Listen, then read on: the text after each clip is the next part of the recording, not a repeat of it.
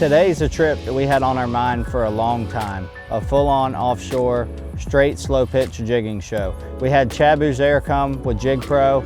That man is a complete animal with the jig. He knows everything about it. He really eat, breathes, sleeps jigging. He knows all the scenarios. He's a really good jig fisherman, and I'm glad we had him on board. We're gonna make around a 120-mile run, start off trying to catch some gags and some red snapper, see if we can transition into something a little deeper.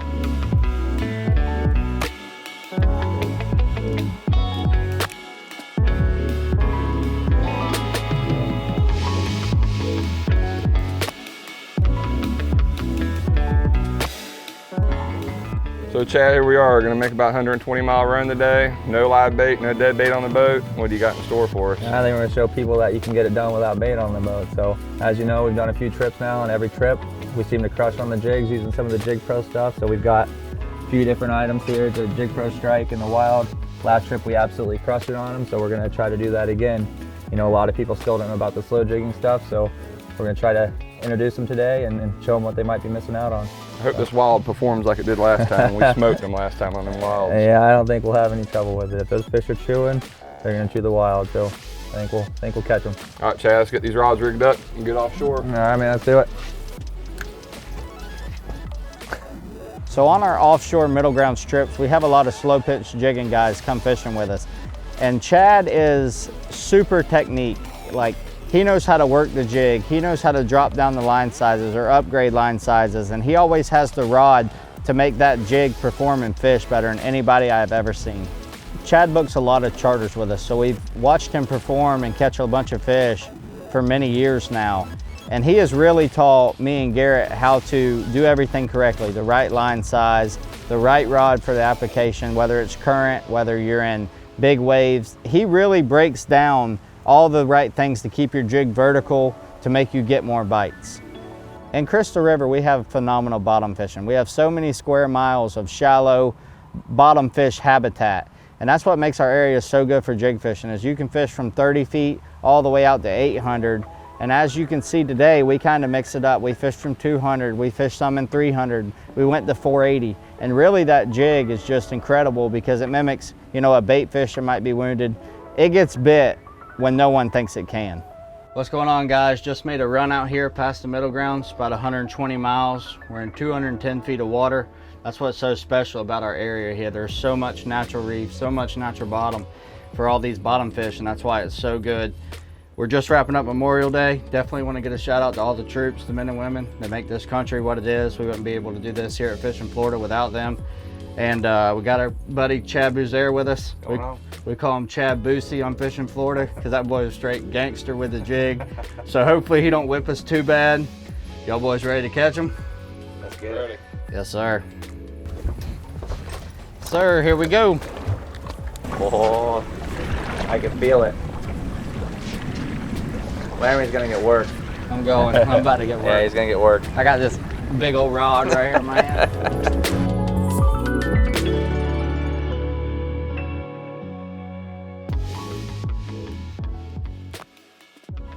There you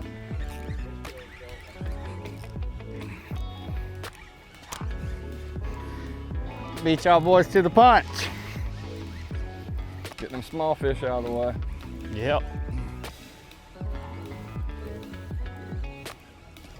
Feels like a scamper. Nah. Got a little wiggle to his head.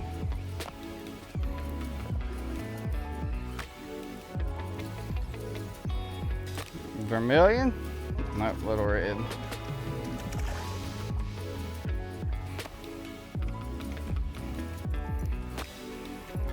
First bite of the morning, little Bobo red snapper.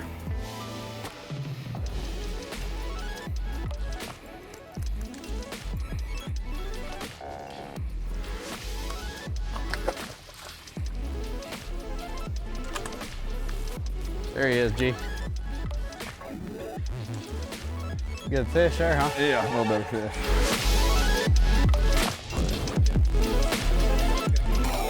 Don't drop on top of my line. Don't break. Yeah. I'm trying.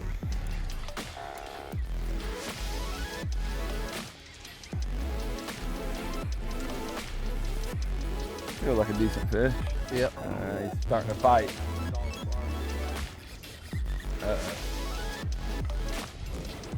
Nice gag, Nice there, gag. G. Yeah.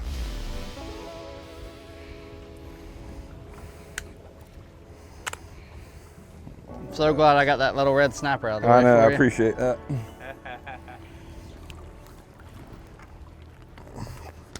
Pretty healthy gag here. I'm on the Wild Highlighter 220. Well, Laramie, this is proof you don't need a bunch of live bait to come out and catch quality fish like this. No, it don't. You know, we got a lot different tactics. We're running 40-pound leader with 30-pound braid on them reels, and you know that definitely goes against getting big gags off the bottom. Not many people believe it, but I mean that's 40-pound leader and a nice gag right there. Gag.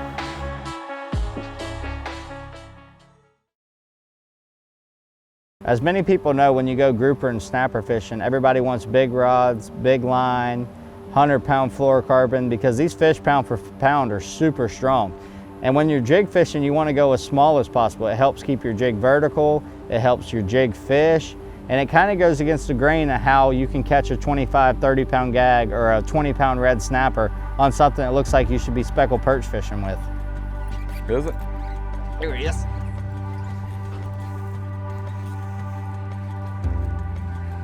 I don't think that's another little red snapper. Nah. No, I'm not. He's doing a little bit of drag. 2-3. Here's what I say, he's gonna get work. He's getting work right now. Point that rod right at him and like pump back on him. I think he got shark. Yep. Mr. Shark done got my fish.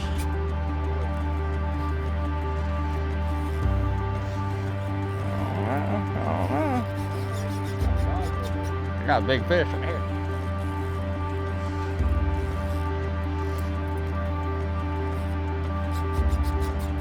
It's a real one right here. Can I drop over top of you, Laramie? Yeah.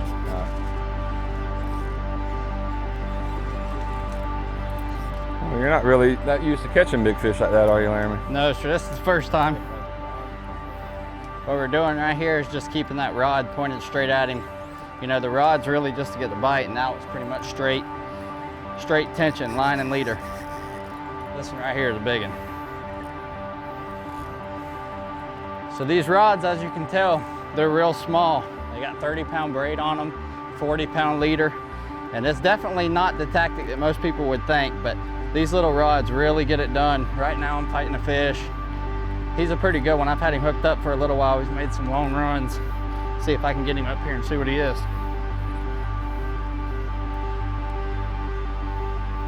Big red snapper. Woo! So there it is.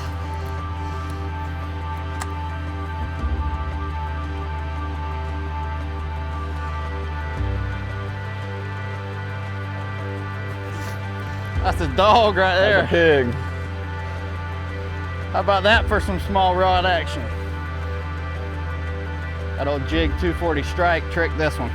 That's about a 20-pound red snapper. It's a heck of a fish. What a fun way to catch them. Jig fishing, there's definitely thousands of jigs out there, and there's several different options you can have. Yesterday we had 3 that was working pretty good for us. We run a strike and we run a wild and different weights. So basically for someone new coming into jig fishing, you really want to get away with the lightest weight possible on a jig so that jig fishes better in that depth and don't just sink down fast. This allows you to get more bites fishing the conditions that you're in as far as water depth goes.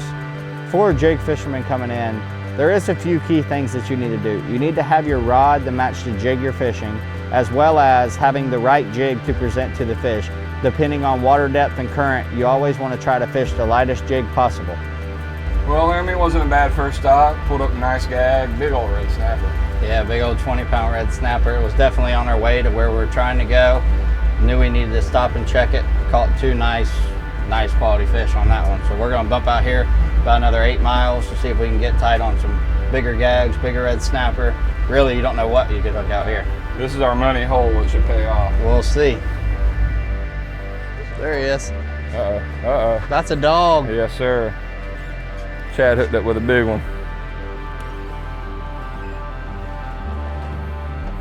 This is a better fish right here. So we get hooked up even on a big fish.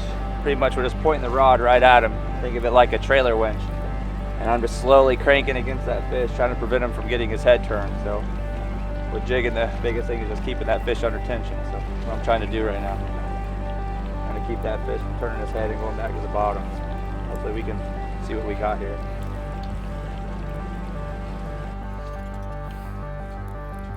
Okay. Monster, baby.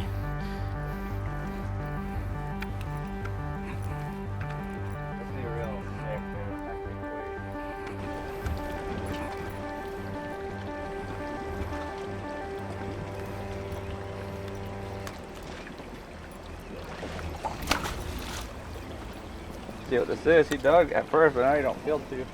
Probably a gag. That's a gag hole, son. See him.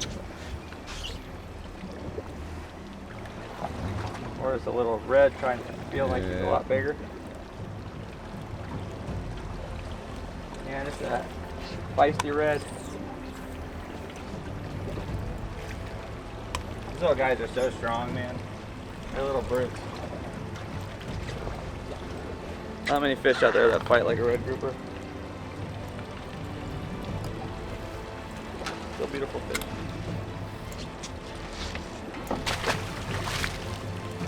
So all of our rods were 220 and 250 gram rods, equipped with 20 to 30 pound braid.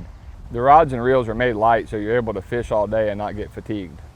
It's a little different than our traditional method. You're using the reel really to fight the fish more than the rod. Jig fishing is definitely a fun way to catch fish. It's very technical, and you know, you kind of have to make a fish bite, because in all reality, all it is a big piece of lead that's painted. So being able to make them fish commit to a bait and catch them, you know, versus the traditional style of dead bait or live bait is just a really, really fun way to catch fish. A slow pitch jig definitely gets bit by many different species of fish. We caught some nice gags, we caught some nice red snapper, we caught some nice red grouper. We really caught a little bit of everything. We caught some amberjacks, some porgies. I mean, there's so many things that this jig can target. On the west coast over here, you definitely want to target live bottom, you want to target wrecks, you want to target cracks, ledges. All of that is what we fish the jigs on today, and it's just great habitat for all these fish that we're catching to live on, to feed on bait year round. One of the things I like about jig fishing is the technical aspect of it. I mean, different jigs, different diameter lines, you know, different gear ratios on your reels, different gram rods. I mean, it takes a lot to put together the perfect combo to land these fish. And it's a bonus to say you caught all your fish on artificial versus live bait or dead bait. So talking to Chad on the way out, he was wanting to target some gags. And that's one thing Crystal River don't lack, is nice gags. So we took him to a couple of our best spots to see if we could get him on a couple nice fish. Oh, I thought it was gonna be the one I wanted.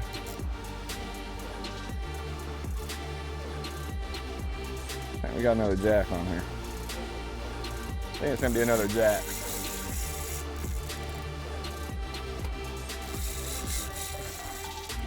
Powerful fish, whatever I got. Unfortunately, I think I know.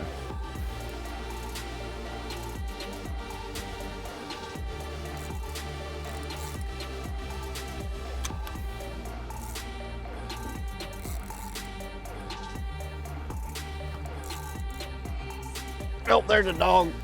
Yeah. I definitely got a grouper, some sort. What's taking you so long, G? Oh. Well, the spinner reel has its downside. Yeah. Yeah, I know. You got it there, buddy. Red grouper. Just a red grouper. That last one you threw back.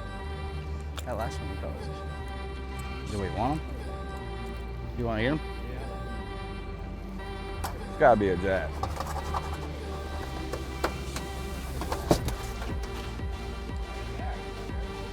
That's a dog right there, boy. Woo! So you never know what you have on here.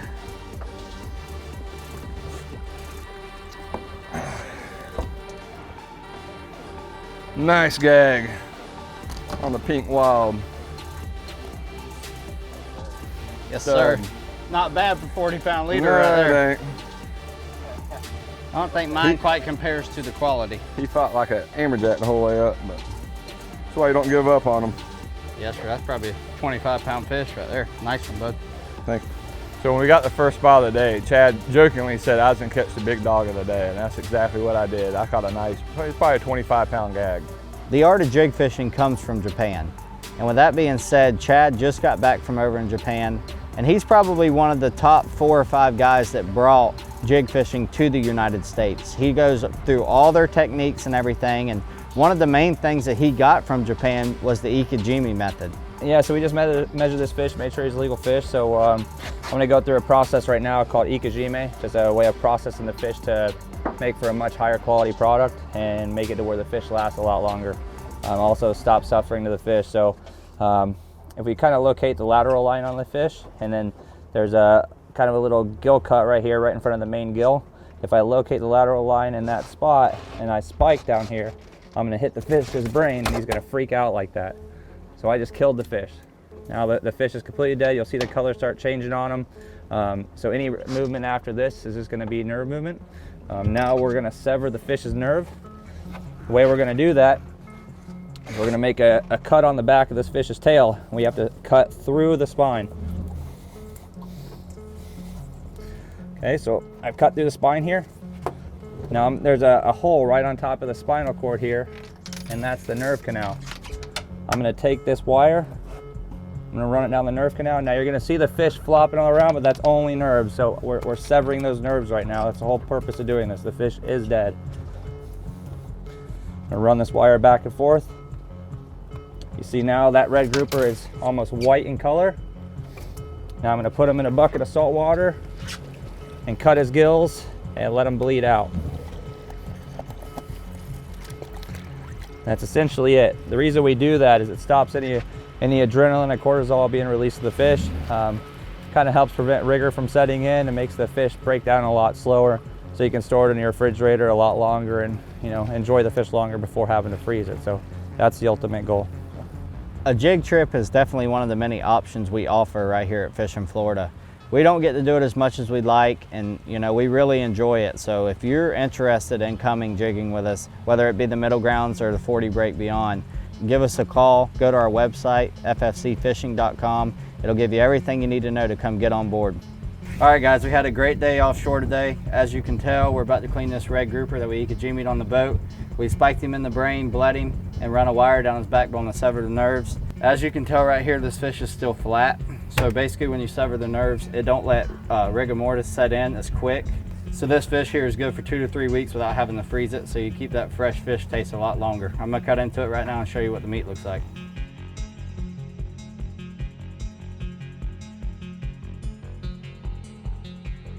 What's going on, you guys? Chat with Jig Pro here. Finished up another day here in beautiful Crystal River with the Fishing Florida guys. I think this is my 6th trip now with them. Captain Laramie and Garrett, they pretty much cater to us jig fishermen pretty well. Sometimes it's tough to find a jig captain that's really gonna take us out there and really spend the time dedicated to keeping us vertical. These guys do that for us.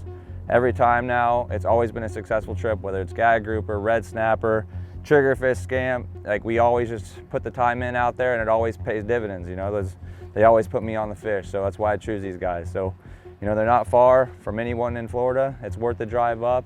So come get the fishing in with the Fishing Florida guys. You won't regret it.